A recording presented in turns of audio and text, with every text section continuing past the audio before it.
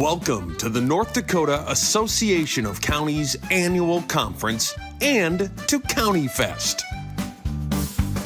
Ladies and gentlemen, please rise for our national anthem.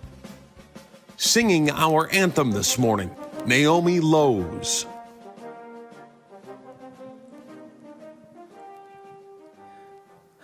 Oh, say, can you see by the dawn's early light what so proudly we hailed at the twilight's last gleaming, whose broad stripes and bright stars through the perilous fight o'er the ramparts we watched were so gallantly gleaming, and the rocket's red glare, the bombs bursting in air, gave proof through the night that our flag was still there.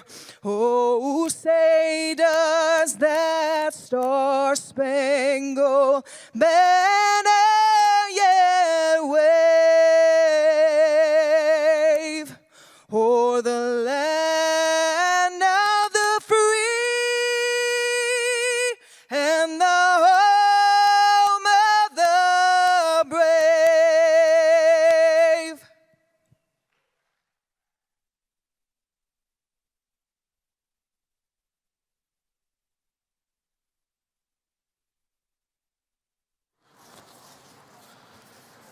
Good morning. Officially, good morning and welcome to the North Dakota Association of Counties Annual Conference and to County Fest. Welcome. Thank you to all of you that traveled from across the state to be with us today, and thank you for that awesome rendition of the national anthem. What did you think of that to start our conference?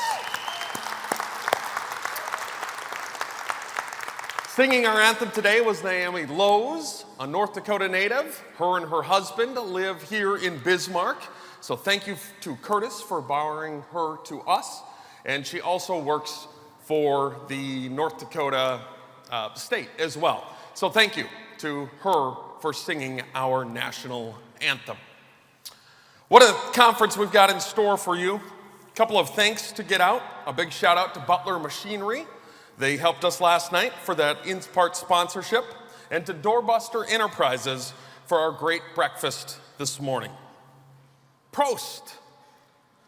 It means cheers in German.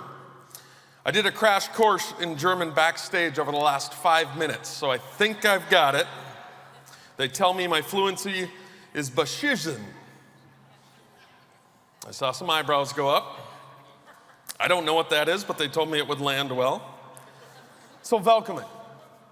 This is our 40th annual North Dakota Association of Counties Annual Conference. Think about all the folks that have sat in the chairs before you and the leadership that we have had, laying the foundation for what we have now. But I'll tell you, looking forward and looking around, the future of county government is absolutely bright. With technology, with infrastructure, with continuing education opportunities, and ample opportunities, the next 40 years are going to be even better.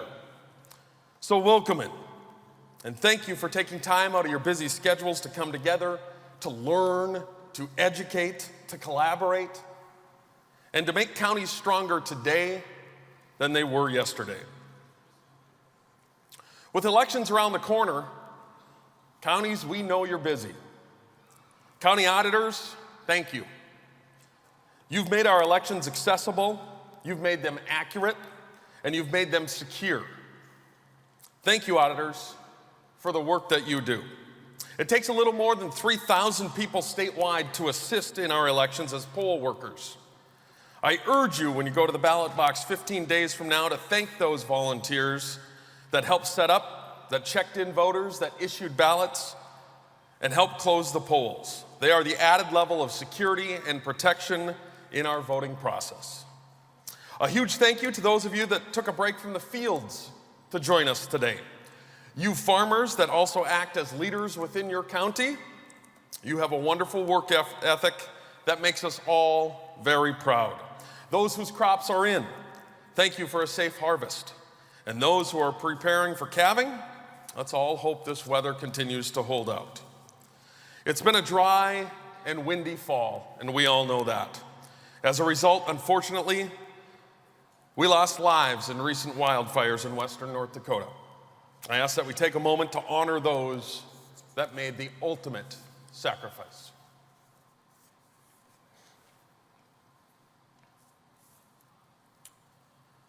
But I will say, rural firefighters, first responders, county officials, emergency managers, we saw you. We saw your efforts, and we thank you. You saved lives, you saved homes, and I think you all deserve a round of applause.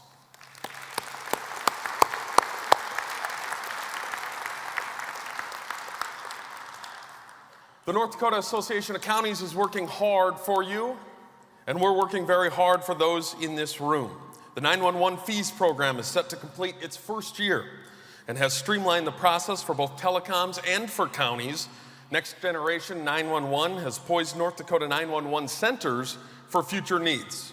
Soon, the capability to transfer pictures and videos direct to the 911 dispatcher will happen in real time. Our Vision Zero outreach program is up to 11 Vision Zero schools throughout the state, creating a culture of safe driving and personal responsibility within their schools. And I'm happy to report 3 more schools will join on as Vision Zero schools in the near future. We are making a difference. Our county employer group continues to save you money and keep your employees working. CEG trained nearly 7,000 employees on state topics, and proof the program works, CEG handled 322 claims in 2023, 29 fewer than the year before. The GIS program has 10 counties signed on to the program, with 3 additional counties joining by the end of 2024. Technology that is helping counties across the state meet and surpass the standards requested by the state. Our juvenile justice program is responsible for over $1.3 million in federal funding that have been allocated directly to local programs, connecting youth and families to services. I'm pleased to tell you that all 53 counties are represented here today, so thank you all for coming. Over 40 of you are experiencing the conference for the first time. Those newcomers will have a star on their name badge. If you see one of the first timers, that is, please welcome them to the fest. We have a special guest joining us this morning from Cascade County, Montana.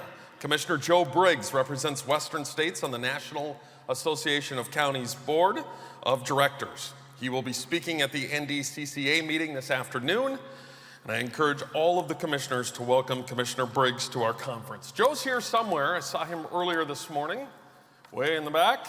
Commissioner Briggs, thanks for coming.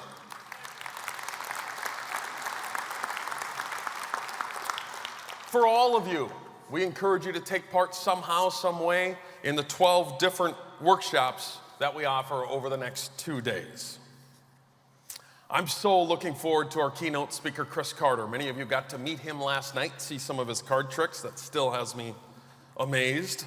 He'll be tonight's entertainment as well at County Fest. Prepare to be amazed. If you've never seen a mentalist before, you're in for a mind-blowing treat. I hope you'll join us tonight and stay until Chris is done with his show tonight.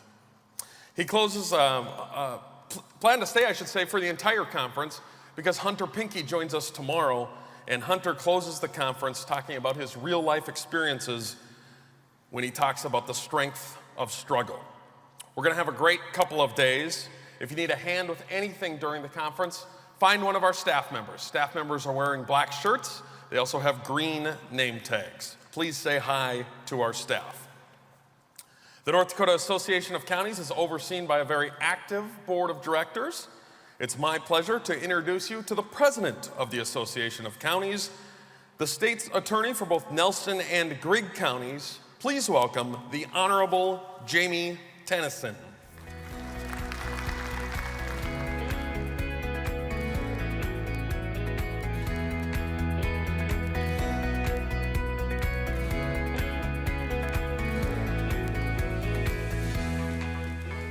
Good morning, everyone. Oh, there's a lot of people here. Welcome to the 40th Annual North Dakota Association of Counties Conference. Welcome to all the first-time attendees, and thank you to everybody else for attending. This conference is awesome every year. It gives us all an opportunity to network, to learn, and to let our hair down away from home. This past year, I've served as your president, and it's been a whirlwind. The best part about this position has always been the county tours. We've gotten a chance to come out and meet you guys, find out what's working and what's not working in your counties. And I'd like to thank every one of you for taking the time to come and visit with us. Of course, this year we've got an elephant in the room, and it's Measure 4. I'm not gonna preach, I think we've heard enough about that, but please be sure to educate yourself and educate others. You're the leaders and the experts. No matter the outcome, we as counties are going to thrive, and it's because of everybody in this room's leadership. I know that everybody's busy, and it takes time to get involved with this association, but please do so. I've had the opportunity to go to DC several times through this position, and I've noticed that we have probably the strongest organization in our state, but probably one of the strongest organizations in the nation because of our leadership and because of the staff of the association. I think if you become involved, it's going to bring value to yourself and definitely bring value to your communities and your counties. I want to again thank you for attending. Please stop by the vendors, thank them for supporting the conference, and finally, please stop and thank the staff for putting on a wonderful conference. This thing has been something that they work on for months in advance. In closing, I have a story for everybody. I was talking to a college buddy the other day, and he was telling me that his father was running or had run for county commission. And I said, what's he doing now? He said, well, nothing, he got elected. Thank you, everybody. Enjoy the conference.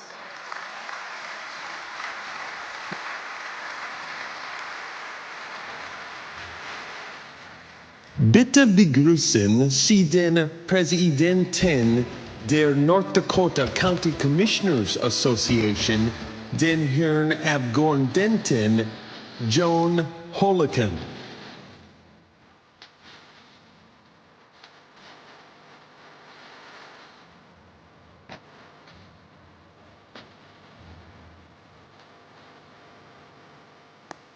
Well, since I don't do anything, good morning. Good morning, fellow commissioners and all the North Dakota officials and employees. Welcome to the 40th NDACo conference, 40 years. Wow, have I really been in office that long? I have, actually. What an opportunity to serve as your NDCCA president. I did not realize how much time was involved. Boy, did I have an eye-opener, but do not let this discourage you from getting involved. I have learned so much this past year, and it has been really rewarding. The tours are by far the most rewarding part of the job. County officials and employees, thank you for your hospitality. The challenges of county government are real. This year, I think we're going to be being faced with the biggest challenge in the history of North Dakota, the potential elimination of the current property tax structure. Since all of you know what I want to say about Measure 4, I won't say it so I don't get my mouth in trouble. Just read my mind. Regardless of the outcome, counties will move forward because that's what we do. Thank you for attending. Your leadership is important to the issues and challenges local government will be faced with. Make sure you use this opportunity to network. learn, and have fun. Lastly, make sure you thank the vendors, sponsors, and the NDACo team. This conference would not happen without them. I hope you all enjoy the conference. Thank you. Introducing the North Dakota Association of Counties 2024 Excellence in County Government Awards. These awards honor 4 county officials and 1 private sector partner for their dedication, leadership, and involvement for the good of all counties. Slope County Commissioner Scott Radnick is the 2024 County Commissioner Award recipient. Radnick was recognized for his leadership roles across the state, as well as national role in advocating for North Dakota counties. Active on both the North Dakota County Commissioners Association and NDACo boards, he also represents our state on the Western Interstate Region Board. During his NDACo presidency in 2019, Radnick committed to expanding the county tours by reaching every county every 3 years. He is always inviting and makes everyone his friend. Radnick is an example of what a good, humble, and faithful public servant should be. The 2024 County Official Award winner is Burke County Road Foreman Kenny Tetrault. A common theme with the recommendations for Tetrault is that he is only 1 call away and always right there to lend a hand. A letter from the volunteer fire department recounted how Tetrault helped during a blizzard, walking to the county shop to get a blade to assist in the rescue of a 60-vehicle pileup. Tetrault's actions helped save lives during that blizzard. He is also recognized for finding innovative ways to improve roads and traffic safety. There are several examples of how Tetrault has stepped up to serve the citizens of Burke County in his 30 years. Pembina County Veterans Service Officer Revel Sappa is this year's County Employee Award winner. Sappa is being recognized for her tireless work advocating for the county's veterans. After completely reorganizing and modernizing the office, Sappa began an outreach effort to identify all the county veterans who were eligible for benefits, adding a significant number who are now able to take advantage of programs benefiting veterans. Sappa organizes and participates in outreach events to ensure all veterans are aware of the benefits they are eligible for. Her nomination included a special note that veterans say Pembina County has a gem of a VSO. The Hall of Honor Award recognizes former county officials who have left their mark on county government over the years.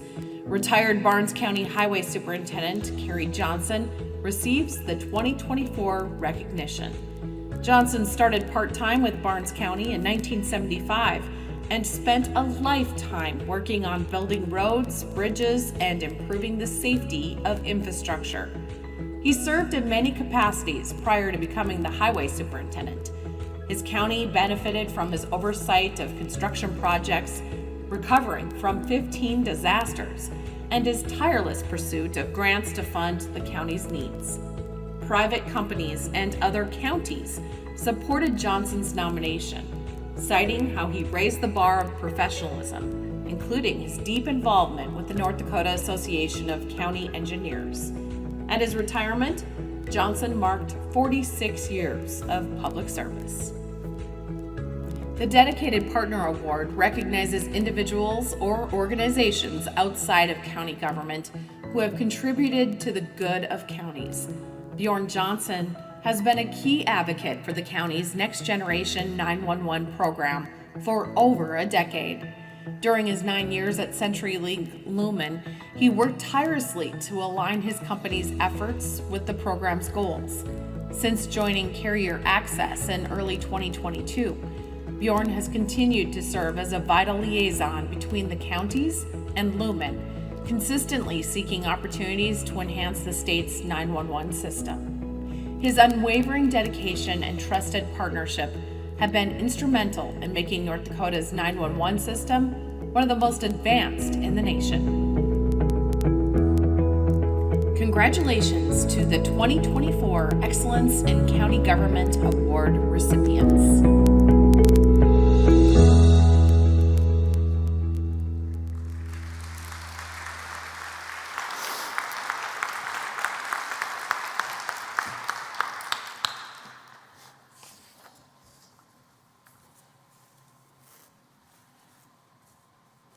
Ladies and gentlemen, please welcome the County Commissioner Excellence in County Government Award recipient, Slope County Commissioner Scott Aradnick.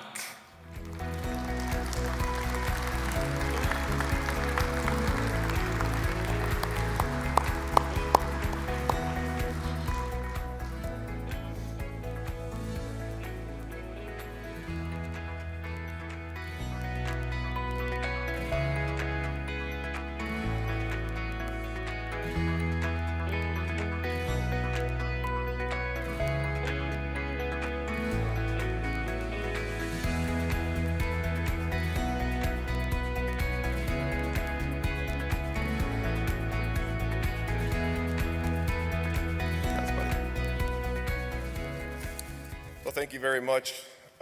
Never want to pass up the opportunity to speak to the people that we're so passionate to serve with. And Jamie talked a little bit about that last night at our board gathering, about us just having the passion. And I think it's safe to say that North Dakota has all of us individuals that serve our constituents with that passion. And it shows. It shows in every one of our counties.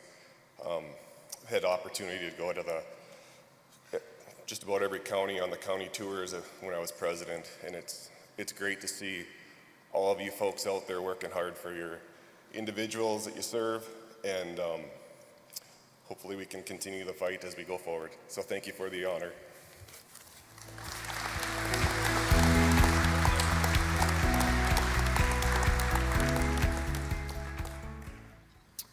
Ladies and gentlemen, the County Official Excellence in County Government Award recipient, Burke County Road Foreman Kenny Tetrolt.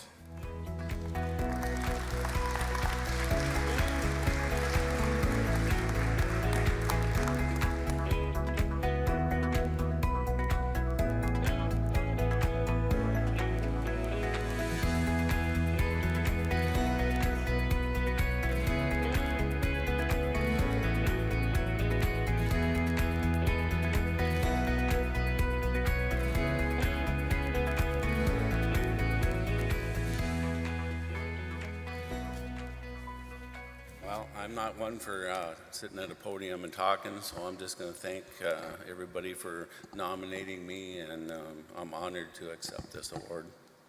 Thank you.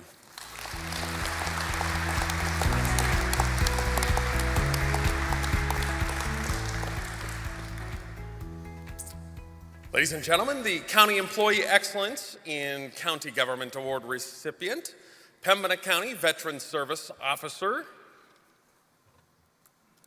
Revel Sapa.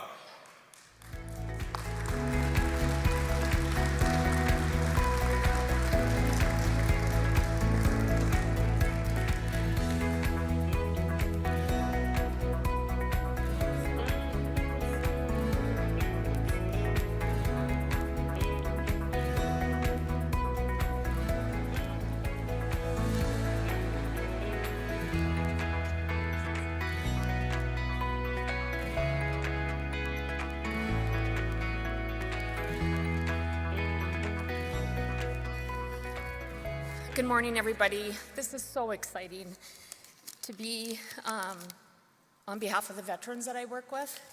I just have a little speech. I've been up I think 3 of us are sharing a room, so we were all up about 3 in the morning. But I just want to take the time. Thank you again. I would like to thank my daughter Tony, who passed away in 2019, for kicking me out of bed, and her spirit saying, "Mom, quit crying. Pull up your big girl panties and apply for that CVSO job." So I continued to help and advocate for people that need me, and here I am today. I want to thank my Pembina County Commissioners for nominating me for this awesome award, for Linda Schlittenhardt, who really worked behind the scenes, my fellow co-workers for being who they are, my family, my 2 nephews that are currently serving in the Air Force and Army. Thank you to Teresa, the volunteer that I have that participates in all my gigs, and with the guidance of Callie, Tom, Shelby, Brian from North Dakota Veterans Affairs, and Summer with American Legion, to be the best CVSO for veterans I can be. Last but not least, I want to thank every one of my veterans who have entrusted me in their life stories of service, and for me to be able to assist them in getting benefits that they were denied and now are enjoying. So thank you very much.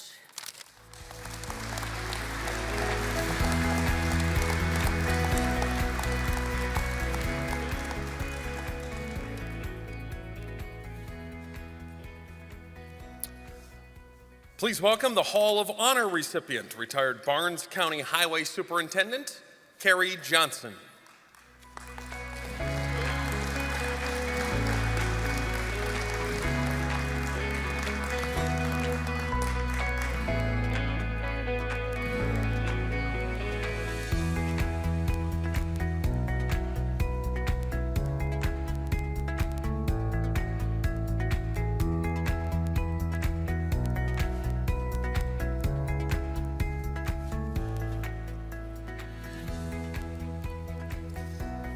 You know, it's truly an honor to be recognized like this, and I want to thank the county engineers for nominating me for this award.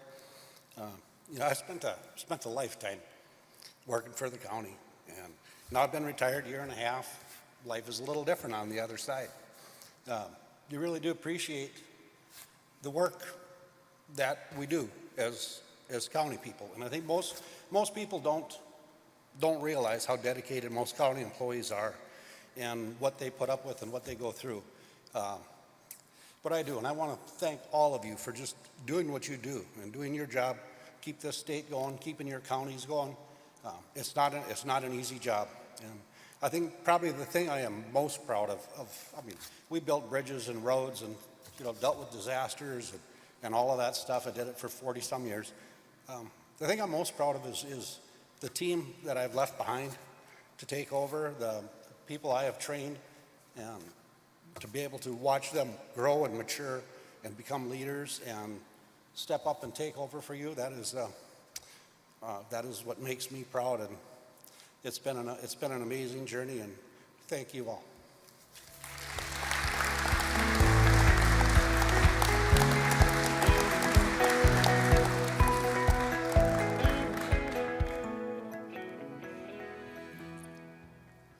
The Dedicated Partner Award is awarded to a person or people outside of county government whose work has benefited counties in extraordinary ways.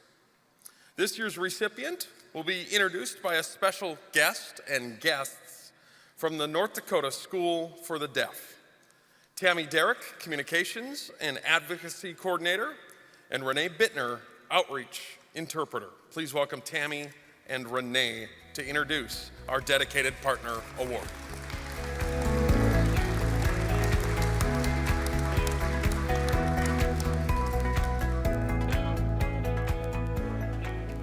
Hello, good morning, everyone.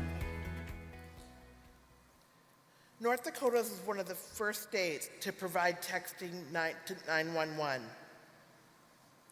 And maybe that is something that you weren't familiar with or didn't mean much to you, but for those of us in the deaf and hard of hearing community, it has literally been life-saving.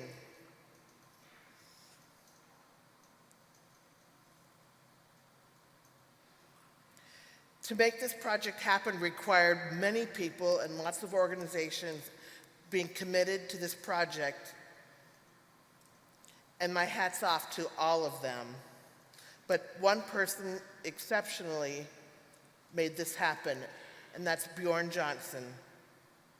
His commitment, hard work, and persistence made Text 911 happen for North Dakota. On behalf of those of us that are deaf and hard of hearing, and in the state, and also from the state of North Dakota, I'm very proud to be able to present this honor to Bjorn Johnson. Congratulations, Bjorn. Thank you.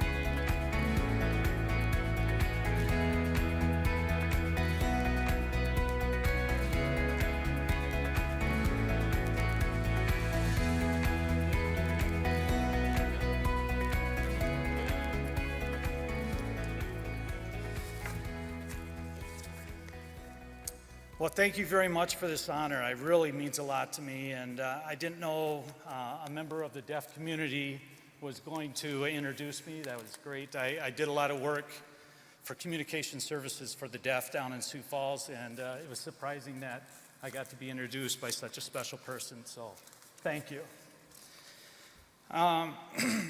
Yes, this is an honor, but I really want to tell you, though, the real honor is working every day with North Dakota Association of Counties 911 program. Aaron Burst, Jason Horning, and Kathy Cottonbrock are forward-thinking professionals, and the STEPS Committee, headed by Mike Dannenfelser, is a progressive organization pushing 911 to new heights. A little backstory, I'm a huge SDSU fan. So can I go big, go blue, go Jacks?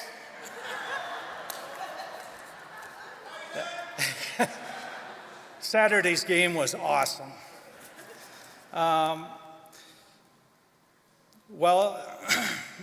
The reason I brought that up is, as proud as North Dakotans are of their bison, they should really be proud of the 911 program you've put together here.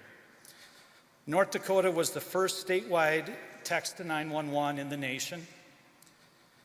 They're one of the first states to complete the GIS mapping project in the nation. And they are working in partnership with Lumen, DCN, Carrier Access, and several others to take our landline analog lines to the digital in the future. So in closing, thanks again for this honor. It really means a lot to me. And by the way, my wife told me not to say the SDSU chant, but I'm supposed to know my audience better than that. So thank you.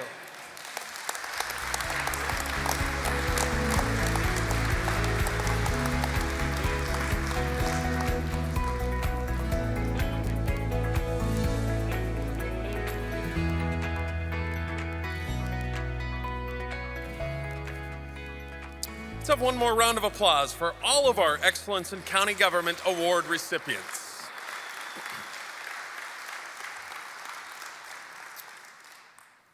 We have one more. We have a special award that we've been asked to help with this morning. To explain what this is all about, please welcome North Dakota Secretary of State, Mr. Michael Howe.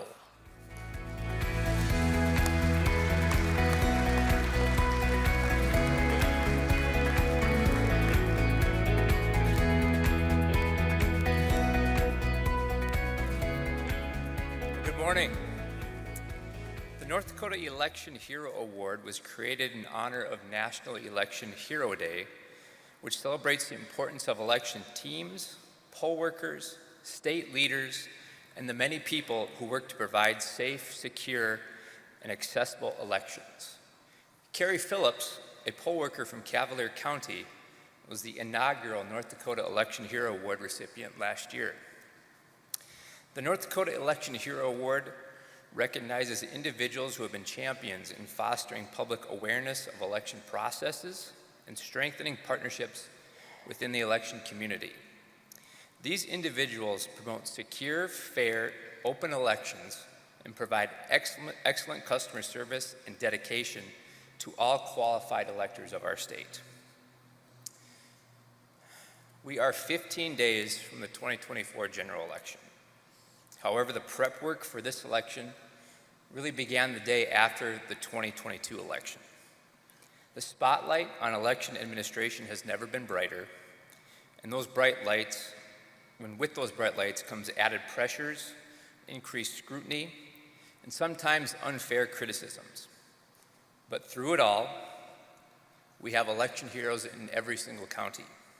Your family, your friends, your neighbors, that continue to serve our state and take on the responsibility to help conduct our elections.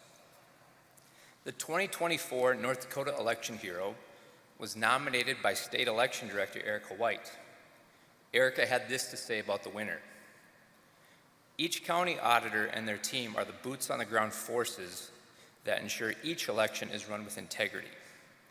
Auditors follow laws and processes, test equipment, train election workers, and ensure each voter in our great state has access to the ballot box. Being a county auditor is sometimes a thankless job, but each one takes great pride in the services they're offering the voters of North Dakota. The entire North Dakota Auditors Association should be recognized for their effort to ensure North Dakota's elections are administered securely and with integrity. Thank you, Erica, for your nomination of such a deserving group of election heroes, and it is my distinct privilege and honor to present the 2024 North Dakota Election Hero Award to the North Dakota Auditors Association. Would all auditors in attendance come to the podium to accept the award?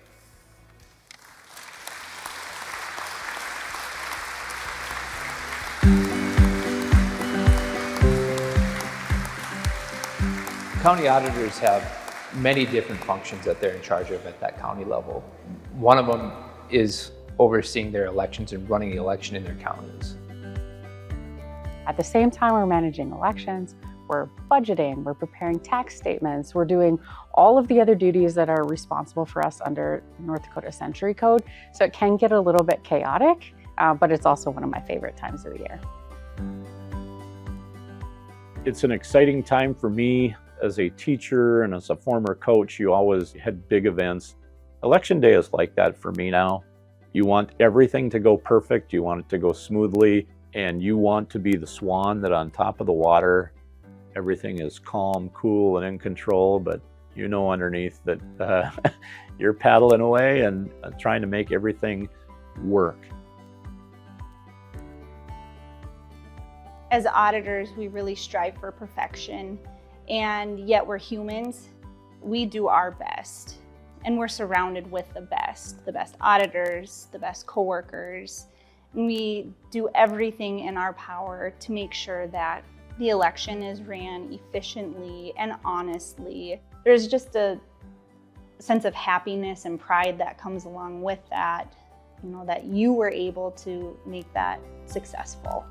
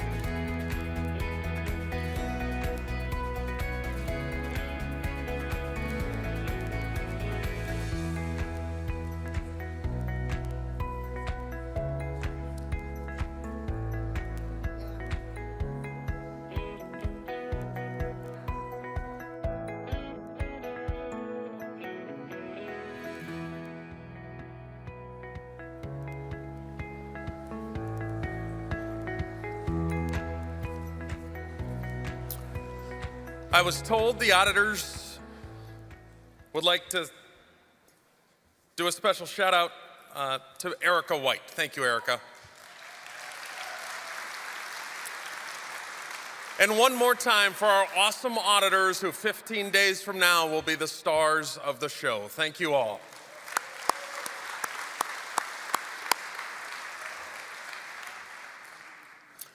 Sometimes it's not what you say that counts. It's what you don't say. Christopher Carter has had several careers. He's taught communications at a university level. He's managed the family farm, and for 17 years, he was one of the most popular corporate entertainers in the country. He mixed illusions with people reading skills to read people's minds. Now he travels the country teaching others how to use their body language and listening skills to become more effective leaders. What does listening have to do with leadership? Everything. Please welcome Chris Carter.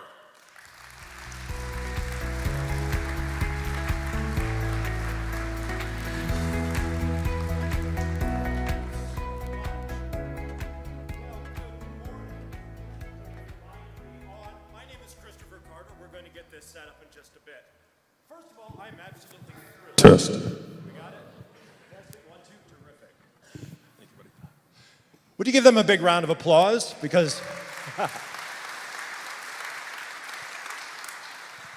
I was scheduled for 10 o'clock, so we're way early.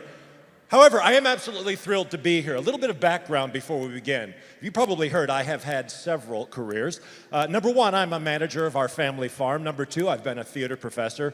Number three, for the past 35 years, I've been a professional mentalist. And if you have any idea what that is, it's halfway between being a magician and an FBI profiler. Basically, I read people, but I make it look like I read people's minds. And with that in mind, I like to get started off every morning with energy. So I'm going to begin with my very favorite part of every day. I get to scout the crowd, and I get to look for somebody whose mind is ready to be messed with. And I already know who it is. Sir, could I have you stand up for me, please? Come front and center, and would you please give him a huge round of applause for his help? Terrific. And James, I'm going to give you this pack of cards. I'd like you to spread through it. Please take them from me so you can satisfy yourself that they are real. Every single card is there. And for the rest of you, we're going to be playing a game with James we call body language. So as we play this game, all of you get to scope out James and see if you can figure out what gamblers call a tell. James, I'll take the cards from you. So I'm going to turn my head away from James. I will close my eyes. I will run my finger up the cards. Anytime you feel like it, you say stop. When you do, that's when I break them open. Easy enough? All right, James, my head is turned. My eyes are closed. Tell me when. Stop. Please look at, think of it. Do you have it? Yep. Terrific. And like I said, you have looked them over. They are real. Your job, James? Stare me down. That's right, fake me out. Now, James, don't say anything about the one you peeked at, but maintain eye contact, and starting right now, give me your best stone-cold poker face. Very well done. All of you in this side, watch him. See if you can figure out what gamblers call a tell. James, playing cards come in two varieties. There are red ones and there are black ones. Just think of the color of the one you peeked at. Maintain eye contact. Begin. Think of whether it's red or black, James, but don't say it. Think black or red. Think red or black. Perfect. I'm looking for his pupils to dilate when I say the color of his card. Yours are in permanent dilation, James. That's throwing me just a little bit. Now, I couldn't see his pupils, but I could see this. I saw it twice. Twice I said the word black. I saw your eyes shift down to the left. I think that's a tell. I believe it is black. Yes or no? Good. Have a feeling you're going to be easy to work with. So, James, I would like you to decide in your mind whether it is a low card or a high card. Now, I like blackjack rules for this. In blackjack, a high card is a 10, jack, queen, king, or ace. If it's not that, it's low. So do you have it in your mind? All right, look me in the eyes. Think high or low. Think low or high or low. I think it's a low-valued card. Am I right about this, James? Ooh, you are inscrutable. Okay. Then, James, what I would like you to do is stick with me up here. Think of whether it is a club or a spade. I'm going to get to you in just a second. I may have you. I'm going to move this also out into the audience, by the way. So if I point to a few of you in the audience, you don't have to come up on stage, but you definitely remember the number I gave you. Ah, perfect. Woman with hand on chin in intellectual thinker pose. What's your name, please? Rachel, I love your body language. It's like, yeah, these Jedi mind tricks don't work on me. That earns you the number 1. Let's move to the center. The gentleman with the beard right here, you will be officially number 3. Let's work our way over. The gentleman in the purple shirt over here, you're going to be number 1, 2, and you'll be number 3. Would the 3 of you please stand so that everybody can see you very, very, very easily? Now, I am looking for some rubber bands. We're going to throw these around the room. I'm going to start with you, sir. What's your name? Craig? Okay, I apologize, Craig. I have no motor skills of any kind. I throw, you catch, he is ducking. That is not a show of confidence for me, Craig. They are coming your way. Please catch them. Perfect. Very well done. Hold them on your hand so they're face down, Craig. Flat on your hand. Perfect. When I say go, your job is easy. You're going to break open the side that faces toward yourself like a little book, just enough to peek at one of them, think of them, and close them up again. You ready? Crack it open at one spot, think of it, remember it. Now your job, Craig, toss the cards to this guy here without killing anybody in between. Very well done. Thank you. Stay standing for me, Craig. You know the drill. Crack it open, peek at one, think of it. You got one? Just one. Toss it to her. And again, hold it face down on your hand, crack it open somewhere, peek at it, think of it. Toss them back up to me. I have no motor skills of any kind. Now, most people think in pictures. I need to watch the 4 of you while you visualize. All 4 of you, put your hands flat by your side. All 4 of you, close your eyes. Picture this. You're not here. We're in a movie theater. In front of you, a screen. On that screen, you vividly project the image of the playing card you peeked at. See if it's black. See if it's red. See if it's clubs. See if it's spades. See if it's... oh, wow. I don't want to tell you what kind of movie I'm getting from Craig over here in the corner. And all of you open your eyes. Craig, I had to make a joke because I saw a clue and it made me laugh. And so I'm going to describe to everybody here what I saw. And when I ask you, I'm going to need feedback. Actually, from all of you, when I ask you these questions, I want your questions to be out loud so these guys can hear in simple yeses or nos. Here's what I saw with Craig. I said the word even and his shoulders started to relax. I said it again and boom, they dropped about ½ an inch. Craig, I believe it is a number card. Am I right? Specifically, Craig, I think it's an even numbered card, yes? Excellent. And by the way, you did the same thing. You also leaned toward me. Is it is it an even numbered card? Great. And you leaned a little bit toward me when I said red, but I'm not 100% confident about it. Is it a red one? All right, I know what to look for. Look me in the eyes. By the way, I don't know if you're aware, but out loud is not head nods. It's yeses or nos. You said it's red. Think of whether it's a diamond or a heart. Okay, it's a heart, yes? Specifically, keep looking. Ace, 2, 3, 4, 5, 6, 7, 8, 9, 6, 7. Gotcha. Now, James, I don't know if I have you right. I think I've got you close. It's a picture card, a court card, right? Yes, and I believe it's a club, but it might be a spade. I think it's a club. Is it a spade? Okay, then I think I know what. I'm going to take my guess. If I get you right, the moment I get you, you have an easy job. You signal to everybody that I got it by going right back to your chair. Are you ready? Queen of clubs. That's got to be a jack of clubs. King of clubs? Oh, sorry, you said it was a club, yes? Oh, I'm sorry. Spades. Queen of spades. Jack of spades? Close enough. Give it up for him. Some people are tough. But you know, I do need to redeem myself, so you folks, listen carefully and listen closely. I'm about to take my guesses. I'm going to try to get you in ascending order. If I get right, the moment I say it, I mean the instant it pops out of my mouth, immediately take your seat. This is my moment of truth. 6 of hearts, 8 of hearts, 10 of spades. If I have named your card, please sit down. And give it up for them. We are officially warmed up. Now, the first thing you need to know is that everything we're going to do here this morning is with purpose. In other words, even if I'm just doing something that's entertaining, it's also to make a point, or in this case, to give me the opportunity to share with you who I am and why we're here today. So about 1990, I gave up my job teaching theater at the University of Michigan. Now, I loved my job. I was working with beginning actors, helping them be confident people on stage. But I had a dream. My dream was to be a professional entertainer. So I quit my job, I moved to Chicago and began my career. Little background here, I come from the central part of Illinois. I come from a farm family. My parents are very practical people. And I remember when my dad took me to the side and he said, "Son, I want you to know your mom and I love you and we support you completely. And that is why you should know this is the stupidest idea you have ever had. You're going to be a starving artist. I said, hey, I will show you. So 6 months later, I'm a starving artist. I could not get a job to save my life.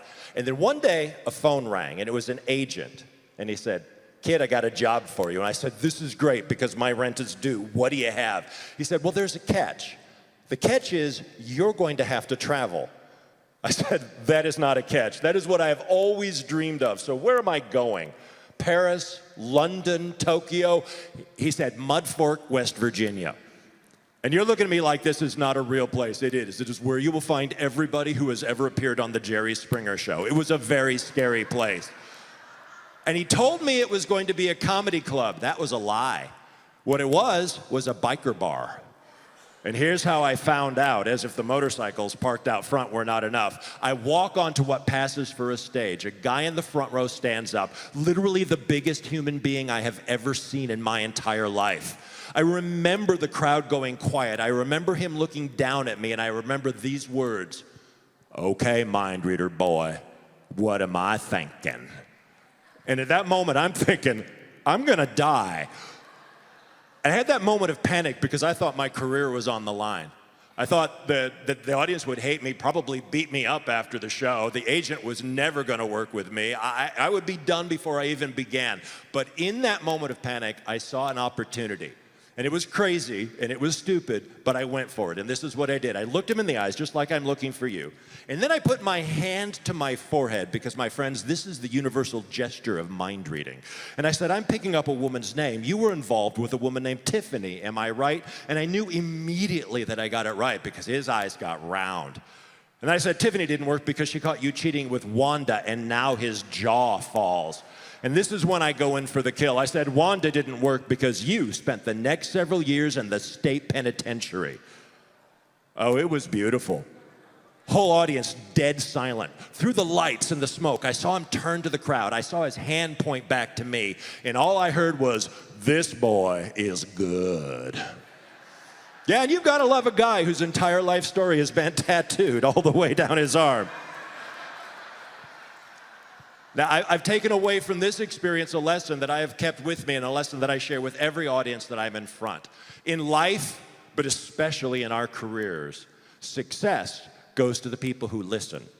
It goes to the people who pay attention to other people, who are there with them in the moment, taking in all the details that almost everybody else overlooks. And I'm here this morning with a very simple message, something that I want to sell you on, and it's this. In your careers, and in your roles as leaders, the most powerful leadership tool you have available to you is your ability to listen. And if for any reason you doubt me, let me share with you what an organization is like when listening is gone. Now, for this, I'm going to need to borrow your imagination. So what I want you to imagine is that we are in a horse barn. All right, I'm going to backtrack on that. We are in a high-end equestrian facility. That is a fancy way of saying I could barely afford to be here.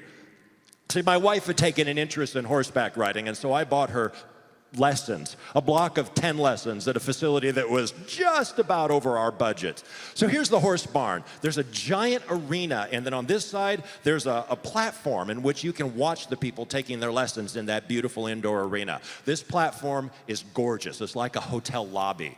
Beautiful plush chairs, and then off to this side over here, that's where the manager sits. And I use that term loosely, by the way, because in all the times I went there, the only thing I ever saw her do was read her People magazine.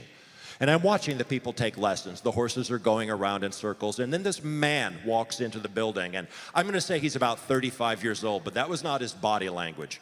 His body language was a 5-year-old, excited, like on Christmas morning, bouncing up and down on his feet. And he comes next to me and he watches the people take their lessons. And after a few minutes of this, he turns toward the manager and he says, I had no idea this place still existed. I would come here every weekend as a kid. My parents would take us here. We would rent horses. We would ride them in the forest preserve. Man, I'd love to do that. How much would it cost to rent a horse? She just glanced up from her magazine and she said, oh, I'm sorry, we don't do that anymore. And she went back to her magazine. I expected the man to leave. He didn't. He stayed by me, bouncing up on his feet, but a little less now. And he watched the people. And after a period of time, he turned toward that manager and he says, well, if you don't rent horses here, could you guide me to someplace nearby that does? And She just barely looked up and said, I wouldn't know anything about that. And I expected him to leave, but he didn't. He stayed right by me, and this time no bouncing on his feet, no excitement really. And after a period of time, he turned to the manager and he says, you know, when I was a kid, this was the most wonderful experience I ever have. No response from her at all. So he dropped his head and he walked out of the facility. Now here's my question for you. It's a rhetorical question. You don't have to answer it out loud, but it's really this. Could she hear the words coming out of his mouth? Yes, of course. Was she listening? No, obviously not. But the better question is, why not? Because if she had been listening as opposed to just hearing, she would have understood that no, she does not rent horses, but that's not what he was asking for. What he was asking for was to relive the experience from his childhood. And if she had really understood that, she might have remembered that while they don't rent horses, they do sell lessons. They sell them in blocks of $10, $50 per lesson.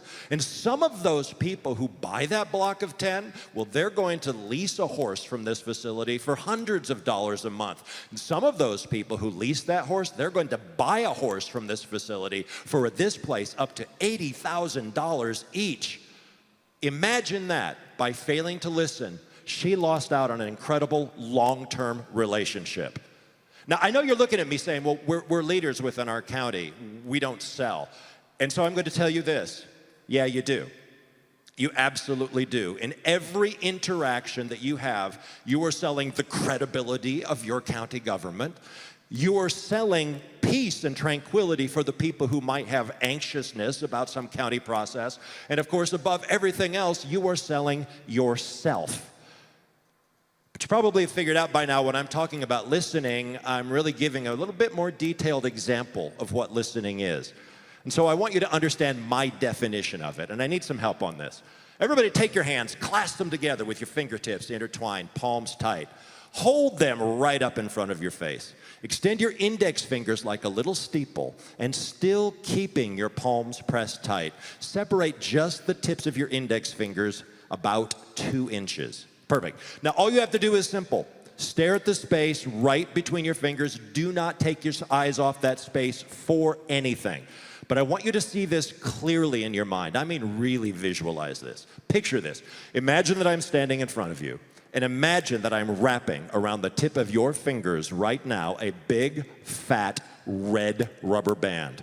See it go tight around the tip of your fingers, and see that big, fat, red rubber band start to pull the tips of your fingers closer and closer together. And yes, they will start to move toward each other. Some of you can feel that already. So keep staring at it and keep visualizing, because the more vividly you make this picture in your mind, the faster they move together, going closer and closer, tighter and tighter, until some of you, they may actually touch. All right, relax your hands. I'm not gonna lie, I love watching you while you do this. Can I explain why? Half of you, they are going straight together. The other half, I'm seeing a lot of this. No, not going together. Give me an honesty. If you felt them start to move toward each other, even if you fought it, I would like to see a hand up. How many do we get? Terrific, hands down. Now, here's something rather interesting. If they moved together, it's because you listened. And if that sounds unusual, let's get back to that question. Is listening the same thing as hearing? Of course not. Because if they moved together, you understood that implicit in what I was talking about was a request. A request, not that you keep them separated, but that you simply relax and let them go together. Because guess what? Physiologically, they want to go together. The only way that you can keep them apart is by actively forcing them apart. In other words, the only way they don't go together is if you did exactly the opposite of what I wanted you to do. So what is listening? Listening is the art of going between the lines of human communication and understanding not what a person says, but what they want from us. And once we do that, we learn a couple of things. First of all, what they want is sometimes tangible, but what they want is also deeper than that. It's interpersonal. They want to feel heard. They want to feel comfortable with you. They want to feel that you are a confident individual who knows exactly what you are doing. And so today I'm going to share with you some body language skills that will help us do two things. First of all, dig into what a person's feeling. And secondly, present ourselves in a way that projects a level of confidence that makes those people want to communicate with us more. Which brings me to what I call Body Language 101. But before I do, I like to have fun, and I like to do these things with demonstrations. And so I'm going to do a little demonstration right now of the most beautiful and difficult thing I know how to do. I'm going to try to tell when somebody is lying to me.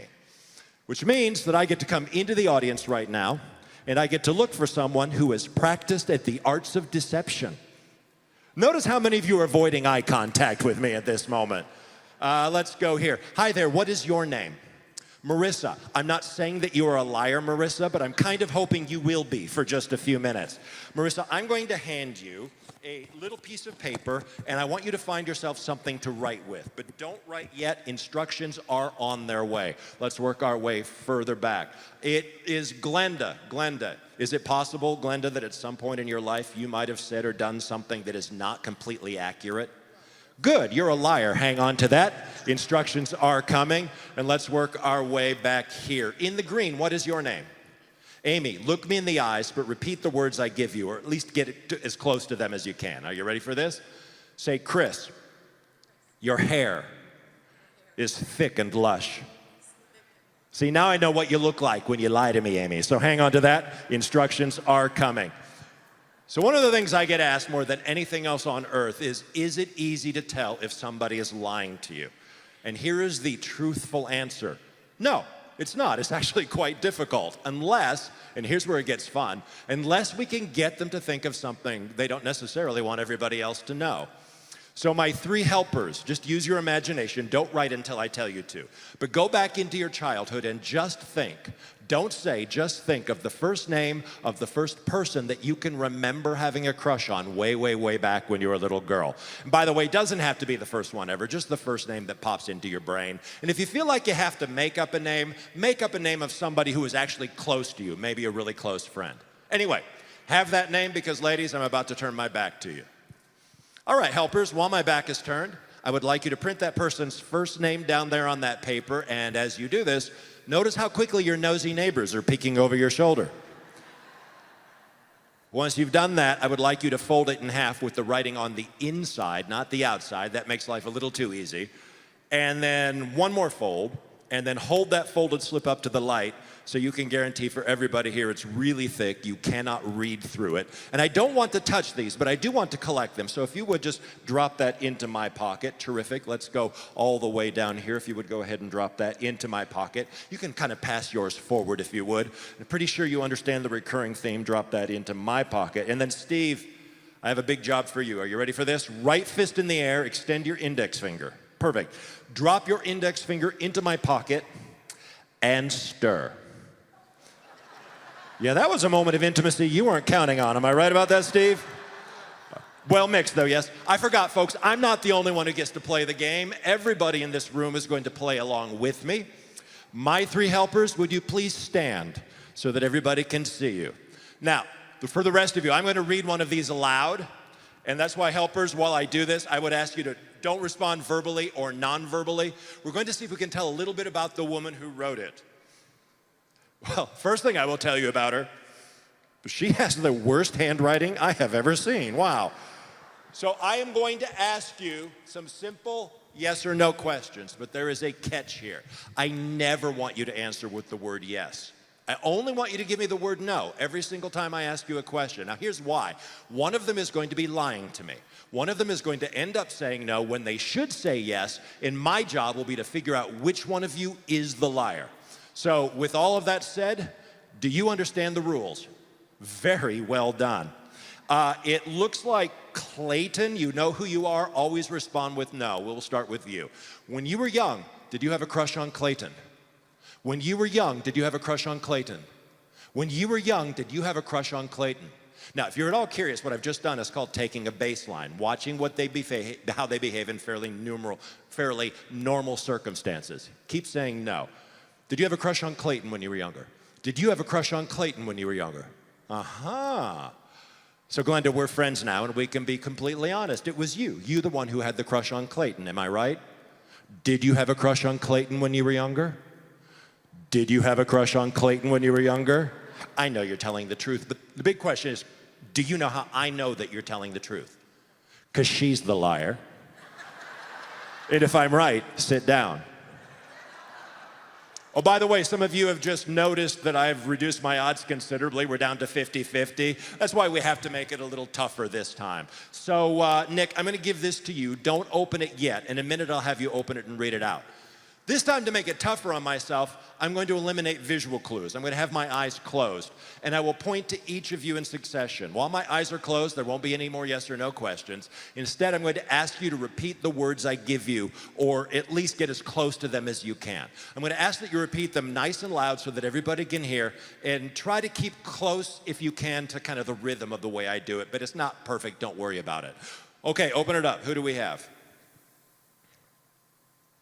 All right. Start with this. Say, I do not know John. In fact, I have never known John. Now it's your turn. I do not know John. In fact, I have never known John. Say, I do know John. Say, I do know John. Say, no, I'm telling you, I don't know John. Yeah, you do. That was your crush, if I'm right. Sit down. Now, I know what you're thinking. How can I tell whose slip of paper is left in my pocket? We know who it is, but I don't want to touch this. I would like you to take it out. I won't touch it. Hand it back to Amy. Now, Amy, a couple of things I want to make clear. Number one, you and I have never met prior to this day, correct? Thing number two, you have not told me the name of this crush. Am I correct?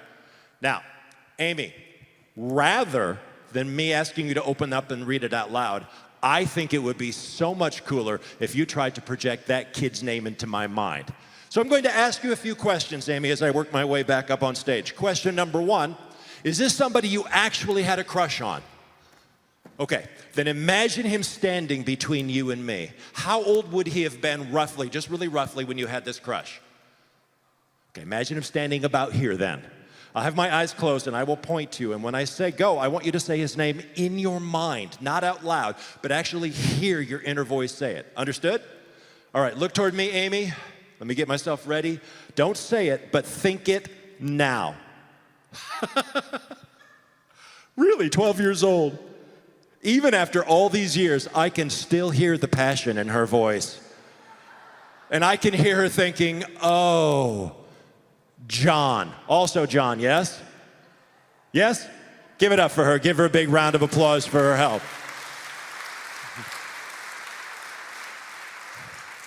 So friends, I'm about to make all of you body language experts. I'm going to share with you what I call the Big Four. These are 4 easy to spot pieces of body language that absolutely everybody on the planet gives out. What's really cool about these is that by the time I'm done sharing them with you, you will have a window, and not into what people are thinking necessarily, but what they are feeling, that you will never be able to close. Everybody will be obvious to you from this moment forward. But what's even more interesting about these Big Four is that they're also things that you can change or manipulate in yourself. Body language that you can consciously adopt to make you more effective leaders. So you want to remember these words, and if you are writing down, write down these letters. P-O-P-O, POPO. That stands for proximity, orientation, pacifiers, and open body language. We'll get to each one of these in turn. By the way, this is the only part of the program that's going to sound a little bit like a lecture, but I promise you this. Number one, it's going to be really short, only take about 5 minutes. Number two, when we are done with this, we'll have some tools that I'm going to teach you how to use in all sorts of incredible ways. So, P, proximity.